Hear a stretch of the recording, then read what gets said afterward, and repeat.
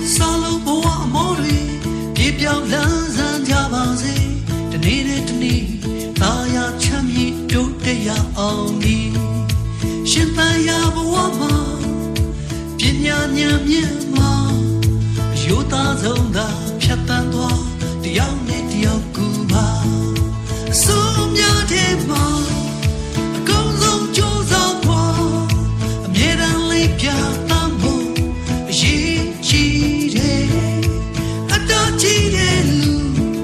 ကိုကြိုးပဲသိတဲ့လူတွေမဖြစ်အောင်တို့ကြိုးစားမယ်ဒီနေ့ကစား